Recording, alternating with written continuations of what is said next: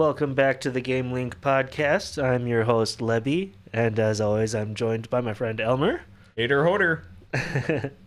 Tonight we're talking about the Sonic the Hedgehog OVA anime from I guess it released in the late 90s here. 1996 in Japan, 1999 here in America. But I guess we should also say we're going to be talking about the Knuckles Chaotix game along with this movie, because it's kind of like the movie. It's kind of like a weird one-off type thing from the '90s, and yeah. Anyway, before we get into that, how was your week, Elmer? Basically just me fighting off a terrible, terrible sinus infection was kind of what my week was. Yeah, messed up my ear and everything, but no, feeling a hell of a lot better now. On top of that, there was something I was going to bring up, and I can't remember what it was. You went and saw a movie or something? I did. That wasn't what I was going to bring up. Shoot. Let me think on that, and you go ahead. And All right. Well, yeah, let's see. This week, so first of all, I got my RFID and NFC implant installed in my hand here. I did it myself, and no complications, no trouble at all. It is awesome. I'm really excited about it. I've been getting a lot of questions about being tracked, which is not possible, or people stealing my information, which is highly improbable. And even if they did, I could just change my information. For example, if I used it to unlock a safe or something, somebody was able to get the code that's in the chip in my hand. All I would have to do is change the code for the safe. So it's awesome. I'm very excited to use it. Right now, I have programmed onto it the website URL for the podcast here. So anytime the podcast comes up, I can just scan my hand with your phone, and then they have the information. So it's pretty neat. Aside from that, I've been playing a little bit of the new Kirby game that just came out for the Nintendo Switch. I've heard a little bit about this Kirby game. What all is this Kirby game? It's it's the first 3D Kirby. They've had a 3D model of Kirby for a long time, but now you can actually travel in all 6-axis directions. And the new gimmick along with that is called mouthful mode, where you'll come across a car or a set of stairs or something that you can suck up, but it's so big that when you suck it up, Kirby's body just kind of morphs around it, and then you gain the abilities of that thing or can move it or whatever. And it's really charming and fun, and I played it with my 11-year-old niece yesterday, and she had a blast. Just hearing that, I'm like, you think this is the farthest progression, or do you think this was started entirely by scratch? Much sooner than that. But the fabled Kirby 64 game. Do you think this might have been part of the rumblings of what they originally planned for that, using the Mario 64 engine? I don't know. It seems. I mean, maybe, but I don't know. It just seems a lot more. I don't know. I guess I can't really make that comparison since it's coming out in 2022, but I don't know. It just works, and they should have been doing it a long time ago. Mm-hmm. An open world Kirby game. Maybe not open world, but at least opened up world. Yeah, it's not open world. You still have the world map where you travel from world or level to level. Mm-hmm. But yeah, it's a lot of fun. I definitely recommend it. Yeah, and then besides Kirby, I guess I've been playing more Satisfactory.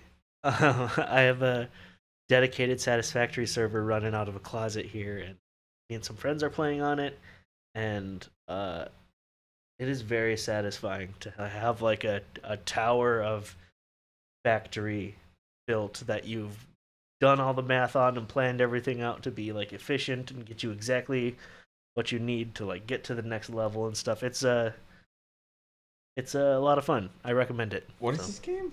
Satisfactory. So I think I talked about it a little bit last week, but it's like a resource management game where like there are some creatures you can fight like spiders and stuff, but it's mostly just like you find like a node of mineral and you place a miner on it, and then you use that resource to make parts. Then you use those parts to make other objects, and each thing has like a next step in the manufacturing line where you have to unlock parts and research things and make so many of this before you can make one of these and then use that thing to make more things type of stuff. And I don't know, it's just a lot of like math and planning and stuff. It is Actually, I do satisfying. remember us talking about this a little bit Yeah. last week. However, I remember you didn't quite go into so much detail. And I originally told you I was going to send you a video about a guy talking about a game. Now I'm going, wait a minute, was it actually called Satisfactory, the video that I had seen? I'm kicking myself. Could have been. Yeah, we'll find out. But no, you guys are having a lot of fun. How many of you is it playing that? Yeah, it's three of us right now. We got a fourth joining soon. He's just having just building a new computer. But Factorio was the game I was thinking. oh, Factorio. Yeah, it's basically the same thing, but with more like modern 3D graphics instead of Sure. top down. Yeah, I was going to say probably updated by a lot. So Yeah, but that's a good one too. Yeah, if you like resource management stuff, like even if it's like Valheim or things like that, look it up. Look into it. It's really fun. But anyway, I've got a feeling my accountant would love all of these games. And I'm just like, do I really want my accountant to get fully sucked into that? I mean, considering I am the godfather of his kids, not a good. But that was the thing I was trying to remember. Finally, I'm staring at the screen. I'm going, what the hell is it? And then I moved my chest and I went, oh yeah. One of my favorite bands, Carpenter Brute, which some of you people might have noticed. I've been wearing this T-shirt quite a few times on this show, just because how much I love them, and they've been releasing some singles over the past few months. He released his newest album, Leather Terror, on Friday, and not quite as good as Leather Teeth here, but very, very good album. Got a whole bunch of different artists on there. It's got the lead singer of Gunship. ooh, I like Gunship. On one of them called Widowmaker. That's a really cool music video, actually, where it's got Dylan Sprouse, of all people, playing the main character in the music video. A few different other artists are in there. Pretty cool. Really kind of a different take on what the guy's normally done. But I've been enjoying the hell out of it this past week. Funnily enough, actually, so back in January, Gunship announced that for their 7th anniversary, they were going to be doing a special edition release of their first album. 7 years only? Been 7 years, Wow. which I'm just like, holy shit. Or no, 5 years. Oh, Sorry. okay. 5 years. Sorry, yeah, 2017 was when they came out. They released that. All the albums are actually made of the same type of plastic that the original NES like championship games were printed on, that Oh. same gold pattern to it. And then with that, they were actually including a custom tabletop gaming dice set that are actually crystal and they have their logo on it. Ooh. So I'm like, hell yes, please. Click, ordered and stuff like that. Well, Nice. It was originally supposed to come out back in the beginning of March. And then it was supposed to come out in the middle of March. And then they said, we're going to be... The production date either begins or it ends, and we'll have them shipped out on the 1st of April. And everyone went, to coincide with Carpenter Brute coming out. Excellent! And then on the 31st, they go, it's not going to be till the beginning of May now. Yeah, there's a lot of delays with a lot of manufacturing and shipping and stuff.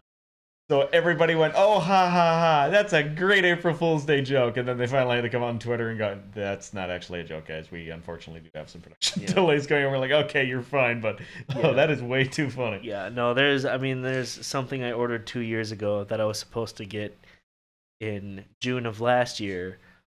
Might finally be shipping like next week, but there's just so many like delays and stuff.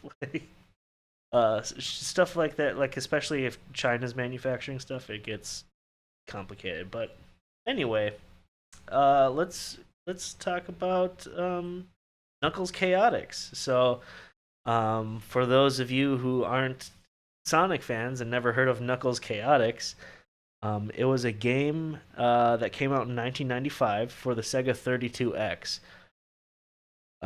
which, if you don't know what the 32X is, that was a horrible idea from Sega. When they said, instead of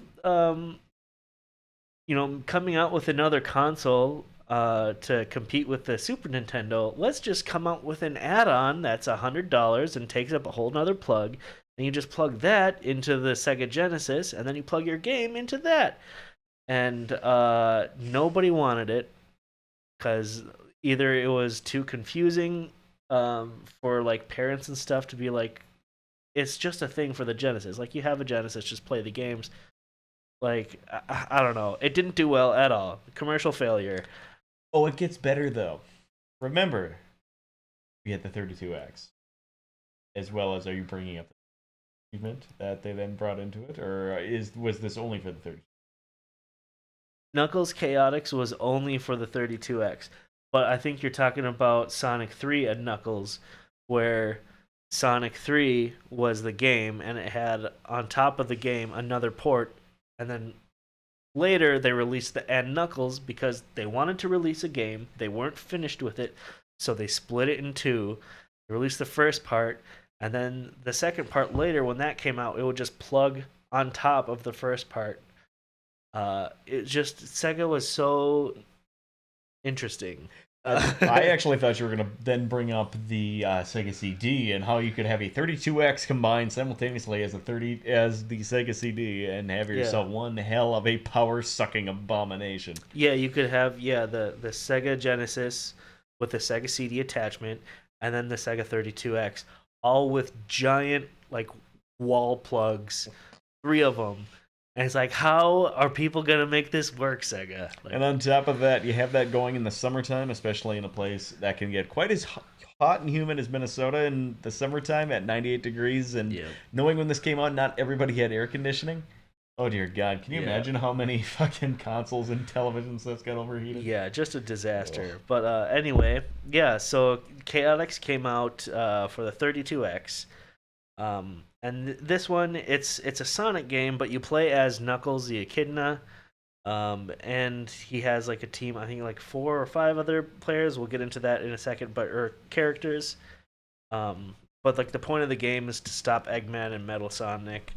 But the catch is with this game, you play 2 characters at the same time, kind of like how it was like Sonic would have Tails following behind. But these characters are connected with like a rubber band like thing, where you like one character could run ahead and it would pull the other character behind it, and then if it stopped, the other character's momentum would kind of go past and slingshot you, and it was really, I mean, it sounds fun on paper to like slingshot characters around to like progress through the level, but it kind of like breaks the levels, and it can be really frustrating at times, or like uncontrollable, unpredictable, and things like that. So, I mean, we'll talk about how the game did after a little bit, but the weird thing is, so the game wasn't even made by Sonic Team. It was made by another Sega team. Which some of the staff of this team had worked on Sonic CD, so there was some Sonic experience in there. But it was originally intended for the Sega Saturn, which is the system that came after the Genesis. And first system with a analog stick. Oh, was it? Technically, well, did it come out before N64? Yes, it did. Oh. Yeah, no, because the first one with an actually fully incorporated 360 style, or I shouldn't say. Well, yeah, 360 rotational degree. Thing like the thumbstick, I should say. I shouldn't say analog stick. Thumbstick. I think the Saturn came up. Well, let me check that out. But yeah, it was supposed to be on the Sega Saturn, and it was supposed to be like a mainline Sonic game, like starring Sonic. But the development for it moved to the 32X when it became clear that the game wouldn't be ready in time for the Sega Saturn launch. and and that was because it was too big, it was taking too long, and it was over budget and behind schedule. Um, so because Sega needed more games for the 32X because there weren't many, they just decided to downsize the game and release it as fast as they could for the 32X. So they started development in 1994. They started development on the game just as like a prototype for the Genesis to like see if they could do like some minimal 3D level design and things like that. It was basically just a tech demo, and it was originally called Sonic Crackers, um, which is this is where Japan is stereotypically adorable. It was called Sonic Crackers because of like the toy clackers, the two plastic balls that clack back and forth, uh, which is like the rubber band effect, basically. Um, but yeah, so Sonic Crackers, um, and then so that game was, or the prototype was Sonic and Tails joined together by the elastic ring thing that going on. So within a few months of development, Sonic and Tails were removed from the game, and it was reworked to star Knuckles as the main character. And then they changed the working title to Knuckles Ring Star. They added the characters Mighty the Armadillo, which is basically just a palette swapped Sonic the Hedgehog, so he's black and red, but not quite like Shadow. But um, then they added Vector the Crocodile, Espio the Chameleon, and Charmy Bee. And the cool thing about all of these characters is most of them are just like obscure characters from like the Sonic franchise. So like Mighty appeared first in the arcade game Sega Sonic the Hedgehog. Vector the Crocodile was created for the original Sonic the Hedgehog game, but was scrapped before release. And then Charmy Bee had appeared in the Sonic manga, which meant that Espio the Chameleon was the only original character that they made for the game. Army B, wasn't that the person who sang WAP? You were waiting for it, weren't you? You were waiting for me to say it. I had to say it. That's a good one. But yeah, so it was. I've played it. I've played like a couple hours of it, and the thing is, it is fun at first, and then the controls get unpredictable and like out of control and obnoxious. But that doesn't mean that it's hard. It's just not fun after the first few minutes. If anything, the game is too easy. There's not enough enemies, and the level design is, I don't know, it's like lacking something. It's just like too, there's like not enough going on. It's just too bland. Um, but I mean, if they would have released it on the Sega Saturn like their original plan was and make it a mainline game, it might have done worse. Honestly, I don't know. Because the Sega Saturn uh doesn't have very many good games. And if you ever played what was it, Sonic R for the Sega Saturn, that was their first 3D game, and that controls like dog crap. So I'm glad they didn't butcher the Sonic mainline series until a little while later. Speaking of which, that actually falls in line with what we're talking about today when you say that. Oh boy.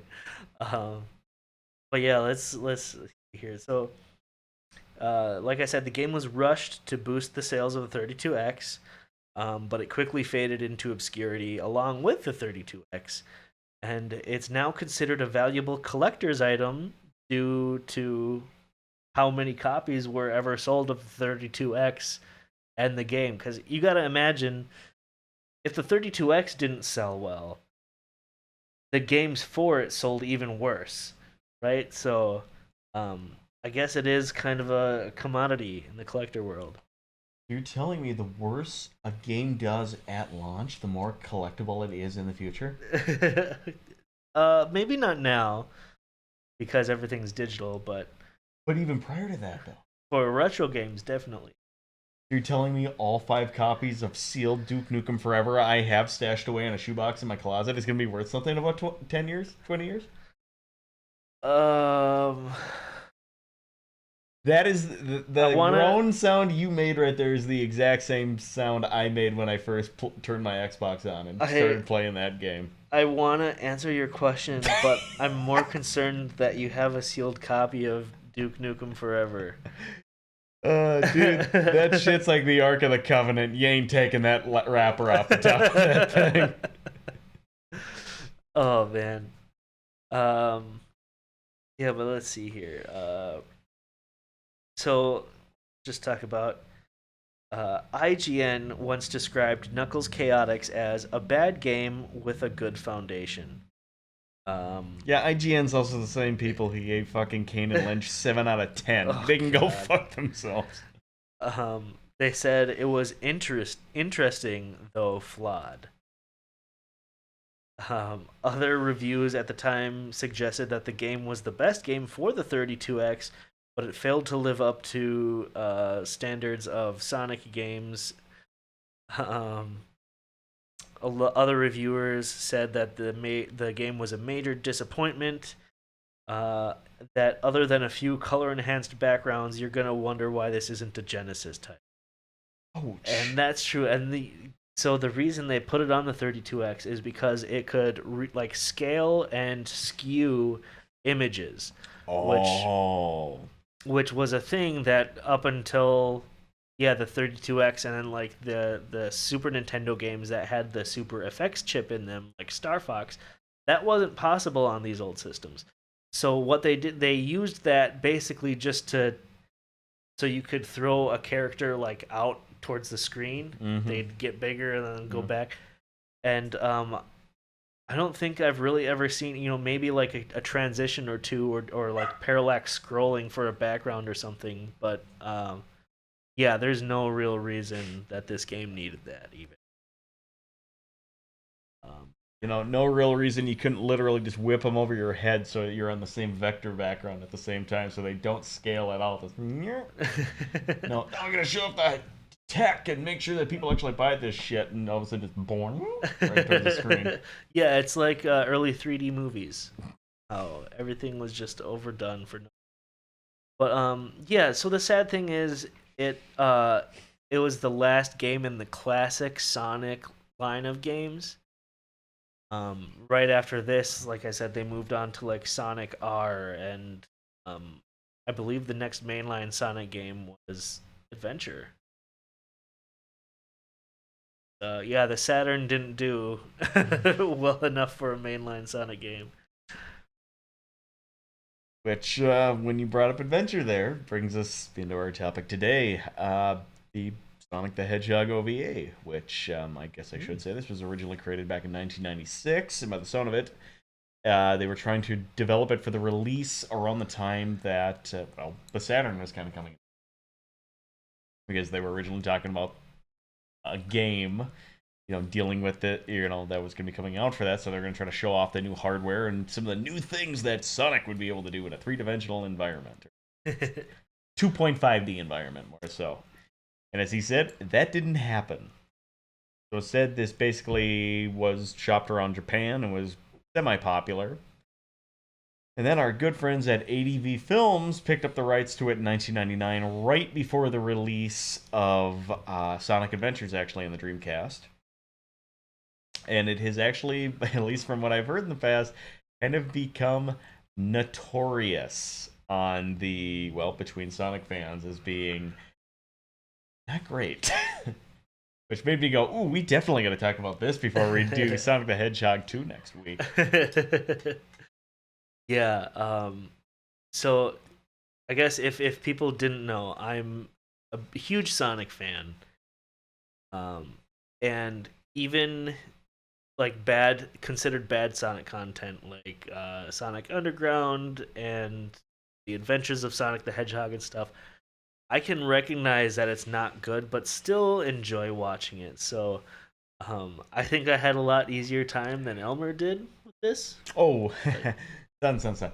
I have seen this multiple times. I'm the one who came up with this sham of an yeah, idea as a combination of an April Fool's Day joke, as well as a preface for next week, and then, as we were kind of discussing earlier, also a good kind of transitional thing for the show to show people that, hey, we're not going to talk about just, say, theatrical movies. We're going to go into some more maybe television series, direct to video, direct to DVD, direct cable, whatever you want to say it. Just yeah. some other stuff that's it's a format you can watch it. You're not so much playing it. How does that sound? Yeah, and I'm glad we did this because I do have other movies of this style where it was like straight to video type of stuff that I want to watch. So I think this is a great introduction because I love Sonic and I could talk about him a lot. So Well, I'm excited to maybe not quite blow your mind, but if anything, I will get you excited when I. The actual animation production studio behind this.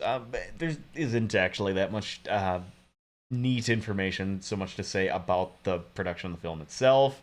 Like you said, it just basically was just another part of the canon of Sonic the Hedgehog. It was just supposed to be kind of innocuous, and it was just going to show off just kind of what they could really do with animation technology and how they might be able to use that to influence the next game or kind of drop a couple of hints what the next game might be. But they hired it out to a company named Pierrot, which anybody who knows French or a little bit of French or literature, it's a French-named Japanese company. But Pierrot actually is somewhat notorious within the world. Within at least the nerd community, or anime nerddom, I should say. American otaku, let's put it that way. These are the guys who produced the original Yu Yu Hakusho series, Bleach, oh my god, Tokyo Ghoul, and Okay. their magnum opus, the thing that forever they will be known for. Guys, this is the Naruto studio.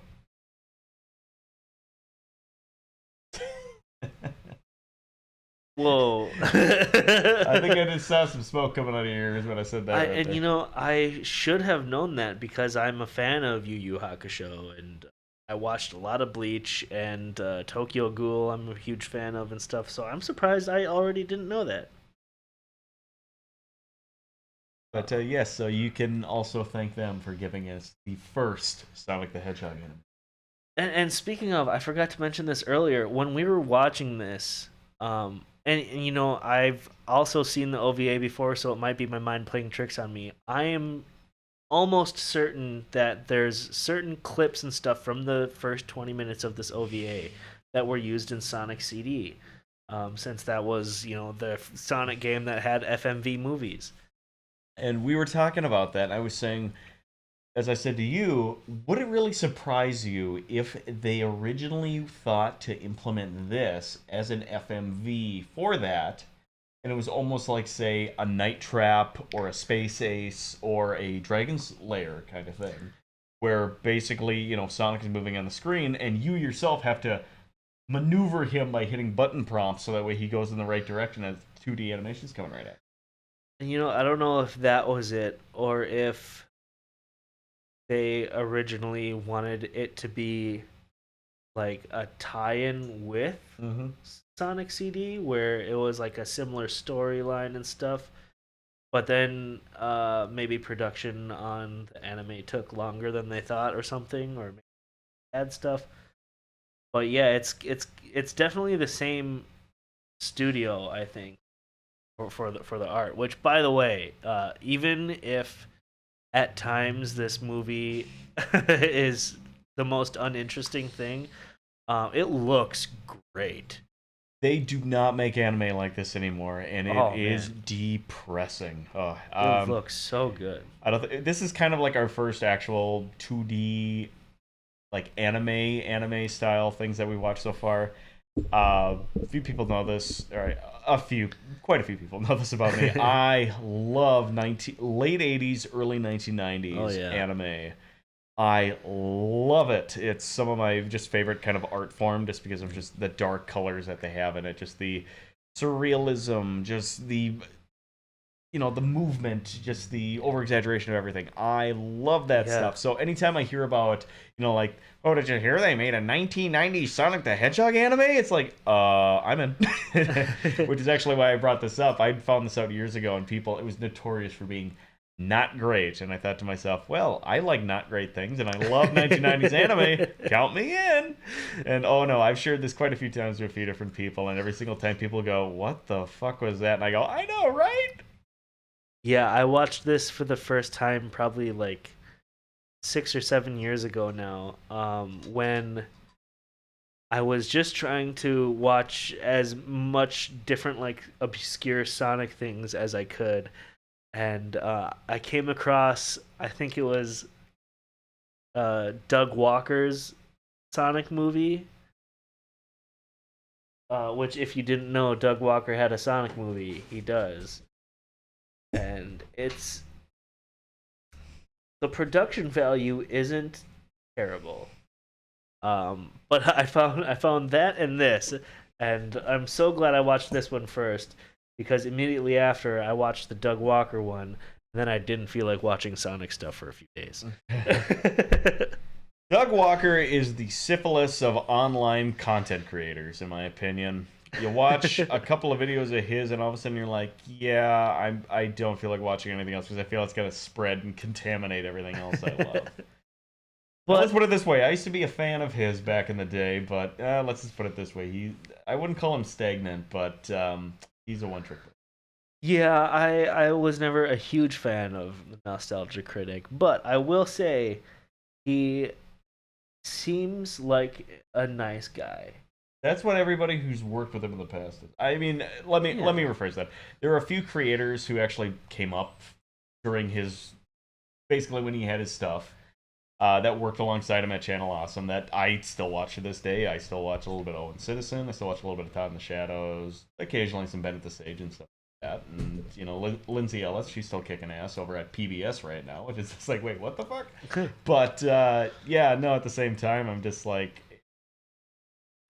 dude, you just just no. Okay, wait, how did we get on Doug Walker? Oh yeah, the Sonic movie. Um, yeah, I don't watch it, but yeah, I watched this one instead, and I'm so glad I did. Um, but yeah, even like I said, like sometimes you're like watching and you're like, this doesn't even matter. Like they're adding plot points for no reason, type of thing. But it's just so nice to look at. Gosh, I really enjoyed watching this again. I guess we should say one of the things that kind of sucks about this. So we're not exactly sure if it's the actual script, the original script for it, or if it is actually the localization slash the voiceover artist they chose for this. But dear God, the dub of this is so fucking annoying. Oh yeah, the most of the voice actors are. I don't know if I want to say they're terrible. They're not great voice actors, but they're not the right choices for this movie. That's for sure. And on top of that, so it's produced by ADV, who is notorious for having not great anime dubs pretty much throughout the entirety of their career. And with that, here's the thing. They had two different studios. They had one out of Austin, Texas, or somewhere in Texas. Might have been Dallas. I don't remember. They had one out of Texas, they had another one out of the UK. Here's the thing. We're listening to this and we're going, wait, is this the Texas branch or is this the UK branch? Because that dude voicing Sonic, my God. That guy sounded more Commonwealth than Mel Gibson.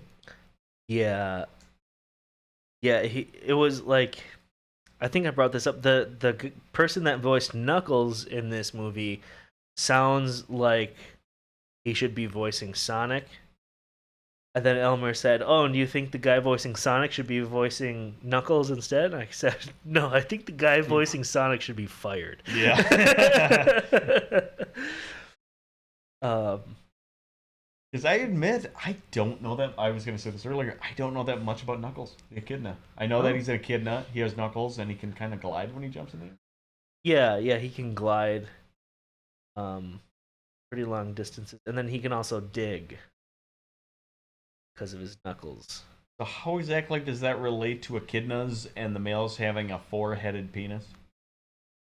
I Not don't a know. penis on their forehead, but the penis itself having four I heads. don't know what it has to do with his penis, but I'm sure DeviantArt has an answer for you. Well, let's find out. Okay. Oh What's your God. Wi-Fi password again there, Levy? I'm not saying it. Not saying it. Um, Before we get too much further, I guess I should also say that the original creators and members on Sonic Team at the time of the release of this, 1994 and previously to that, all were involved during the production of this. oh, They were the ones who AOK'd the animation, the character design, the story to it, the voices, everything on that. So just remember, this to a certain degree is canonical to the original Sonic Team. yeah, with the exception of so at one point in the movie, um, there's what's known as Metal Robotnik, which is a giant metal Dr. Robotnik that shoots missiles and stuff, much like Metal Sonic, but bigger and more badasser. Uh, and I was like talking with Elmer about it, like wondering, like, have I ever even seen Metal Robotnik in any other games? Like, I know there's like his mechs and whatever, but then I had to look it up. Nope, this was the first and only appearance of Metal Robotnik. But simultaneously, as he goes to look that up, I just went, "Don't look it up. Not important. Don't worry about." And then right as he was pulling it up, and right as he's about to read it, and he goes, "Yep." The only thing I go, "Yeah, spoiler alert. Metal Robotnik's not even a thing in this movie." Yeah, well, and like, uh, normally when there's something obscure like that in the Sonic universe, it's from like the manga at least or something. But nope, nope, just a weird one-off thing for this movie. Um, Wait, so Princess Catgirl, or sorry, First Kid Catgirl is also canonically Sonic, or canonically Sonic then? Saying that this is the only thing from the non-canonical? well, I'm not saying that's the only thing No, that's I'm not kidding. I'm canonical, but kidding. I believe I don't know if anything were to be taken as canonical from this movie. Metal Robotnik would probably be the one thing. No, no, probably the girl with the tail would be, and like the president, but I don't think they appeared in anything else either. But it's kind of like I don't know. The frustrating thing is it's like a retelling of how. Oh wait, is it? I'm confused. I was gonna say it's a retelling of how Metal Sonic was invented, but I think it also explained that. So Again, this is a movie that's only 52 minutes long from opening credits to closing credits, and we're still going, wait, what the fuck happened? yeah, they didn't do like. I mean, I don't think it's supposed to be paid close attention to. And it's probably explained better in one of the games or mangas or something. But um, Last time I yeah, checked, both you and I ain't the greatest at that book reading stuff, so that ain't gonna happen. I ain't gonna learn me no book. And then on top of that, now this book, it reads right to left instead of left to right. What in tarnation? Yeah. That's it. I'm going to TikTok. No, but the movie, like, what is it? It's pretty much uh, Eggman captures the president's daughter, and Sonic has to save them. While bitching continuously the entire time. Yeah. Please stop. And they like go through some wormhole and to some big Eggman city, and they fight uh, Metal Robotnik, and He unleashes Metal Sonic, and then they realize at that time, because by doing that, it's his final stand of Metal Robotnik. Metal Robotnik opens up, and oh no, Metal Robotnik is piloted by Robotnik and his secret accomplice, the president's daughter. Yep. So the president's daughter, the cat girl, is working with Robotnik, but then it seems like at one point, when he reveals that his plan is to destroy like the Sky City or whatever, she wasn't aware of that and got mad at him. But then she continued to help him the rest of the movie. So I don't know. Anyway, yeah, they released Metal Sonic. who is kicking Sonic's butt, and then they figure out how to defeat him and stuff, and they realize at the end that because Metal Sonic is programmed to, look and act like Sonic, that it also is secretly a good guy at the very end, right before he's destroyed. And then, yay, they spent almost an hour to explain a 10-minute plot. But it looked great. Oh yeah. It's Wonder Woman 1984 all over again. Yeah, no, Gal Gadot can't act her way out of a wet paper bag, but man, does it look good the entire time. Give me the stone! Well, do you have anything else to add, Elmer? Pretty much no. I've been kind of banking on the fact that you were going to fill me in on some information about Sonic I didn't know before, which kind of makes me feel bad because I'm a son of a bitch who selected this movie for this week, so... So honestly, bop or flop? Well, considering this is now somewhere between my 6th and 8th time watching this, and I've had fun every single time I've watched this, I'm gonna have to unfortunately say bop. It did its job. It was an OVA. It was made to basically be a tie-in release to a video game, which on paper may or may not have ever happened, and it wasn't supposed to make money beyond just being, well, pretty much advertising for the brand in 2 different nations. Oh, sorry, 2 different cultures completely. So, because I don't know where else they release this in the Western world and stuff like that. So it's just like, okay. So, no, I'm going to have to say it's a bop for being the cheapest and the shortest thing we've watched so far. Better than Assassin's Creed, I can tell you that. Yeah, definitely better than a lot of the stuff we've watched. I also think it's a bop. Like I said, it looks great. Even if the story is a lot of times uninteresting, it's not by any means terrible. They just could have done a lot better with it. But at the end of the day, it's still Sonic. It's not made for 30-year-olds. And I think if going into this, I loved Sonic even more so as a kid. So I definitely think this is a bop. Yeah, so check it out. It's only, 50 minutes worth of your time. And if it's something you can have on in the background while you do something else, I think it's a great choice. With that, let's talk a little bit about what's coming up. So next week we're gonna see Sonic 2, right? We are, yes. We're gonna talk about that next week. So I'm really excited. We will be talking about the second Sonic the Hedgehog game along with that, which might not be a lot there to unpack. I really wish we could talk about Sonic 3 and Knuckles, but there is going to be a third Sonic movie coming out. If you hadn't heard, they're building the Sonic universe. What is it called? Sonic Cinematic Universe is a thing now. I thought you were going to say, because it's part of Paramount, it's just going to be at one of the Six Flags, but seriously, instead of Sonic World at a Six Flags, Sonic Cinematic Universe. Yeah, no, Sonic Cinematic Universe is like, the Marvel Cinematic Universe. No, I know. My brain is still it's still short-circuiting at the thought of this. Yeah, no, because there's a whole Paramount series that got greenlit. There's definitely going to be a third movie, and I'm guessing they're going to want to keep going down this path because they're printing money at this point. Sonic makes good children's content, so when are they gonna finally make every furry's full wet dog dream, I should say, and they finally do the Rouge the Bat film then? I don't know if that would be. I guess I don't know what storyline they're doing for the TV show, but I imagine that if they keep going with this storyline for the movies, where you have Sonic and then Tails and Knuckles introduced in a similar fashion to which they were introduced in the game.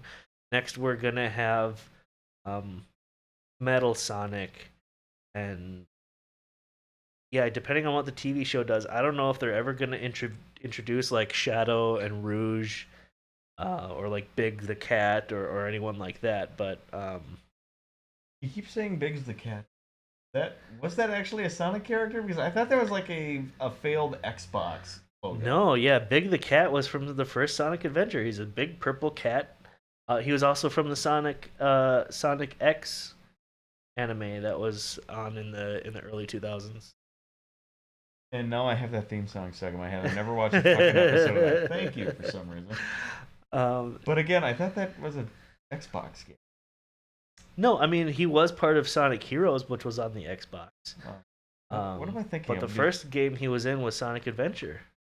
This is going to tie into a spoiler alert, potential later episode of this where we talk about the Halo franchise. But I was going to say, I could have sworn that there was a video game for the original Xbox that had a time-traveling cat who was originally set up by Microsoft to be their mascot, and then out of nowhere, Master Chief kind of took that role, and Halo outsold this game like Hanover. Oh, I don't know what you're talking about there. Maybe Nights into Dream, but that wasn't really a cat. But no, Big the Cat was Sonic Adventure 1. There's a whole super annoying side mission where you have to catch a frog in a pond, and it's the most frustrating, stupid thing. Anyway, so we're going to be talking about the Sonic movie next weekend, the second one. And then we're going to be having a guest star, the Cool Cat 3020. A lot of you may know him if you're my Twitch viewers or part of that whole scene. But if not, you don't know who that is, you're going to be pleasantly surprised. He's a great guy. We're excited to have him on to talk about Tekken. And then after that, we will be doing at least 4 episodes on the new Halo TV series. So I'm kind of excited for that one. It's going to be a lot of fun. I'm extremely excited for that. So yeah. That should be a lot of fun. And the video game I was misconstruing for Binks the Cat was Blinks, the Time Sweeper. Oh. Which, no, my brain went to grab by the Ghoulies, and I went, no, that's not the right fucking game, dumbass. But yeah, so if you want to catch those future episodes and you don't know where to find us, go to gamelink.click. There you'll find our YouTube, our Spotify, all the podcast sites we're on, plus our Patreon, where you can become a patron and help support us. And I mean, we haven't had activity there yet, but once we do, we're going to be posting bonus content there. So yeah, gamelink.click, and that's all I got. How about you, Elmer? Good. No, that's pretty much everything else I have. I just had a sudden realization of what we may have to do in the future for one hell of a crossover event. And so as soon as we turn this off, I'm definitely that idea over to you. Potentially everybody else is in the chat, just so we can hear what you guys have. All right. But I think it'd be some great cross promotion. All right. Well, with that, stick around, all you Twitch people. We're gonna do a Q&A for anyone who's still here. But with that, we'll see you guys next week. Have a good one, guys. Stay safe, stay sexy.